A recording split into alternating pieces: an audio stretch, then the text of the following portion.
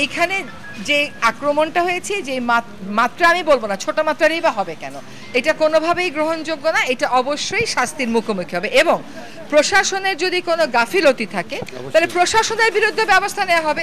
যদি আমরা দেখি প্রশাসন ভুল তথ্য দিয়েছিল, যদি আমরা দেখি যে আমি আস্তে আস্তে পড়লাম যে প্রশাসন নাকি বলেছিল সব ঠিক আছে, কোনো অসুবিধা হবে না, যদি তাদের ইন্টেলিজেন্সের ঘাটতি থাকে কেন ছিল সেই ঘাটতি এটা জানতে হবে।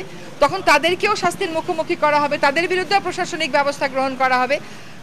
আমরা প্রথম থেকে বলেছি আমরা যে কোনো মব সৃষ্টিকারী প্রচেষ্টার বিরুদ্ধে, মবের বিরুদ্ধে প্রথম থেকে বলেছি। এখন আপনাদেরকে আমাদের পরিবেশ উপদেষ্টা বলেছে আমরা যেই পুলিশ নিয়ে কাজ শুরু করেছি সেই পুলিশ হচ্ছে আওয়ামী লীগ 15 বছর যাবৎ নিজের দলীয় লোক নিয়োগ দিয়ে ধীরে ধীরে এই পুলিশটাকে গড়ে তুলেছে।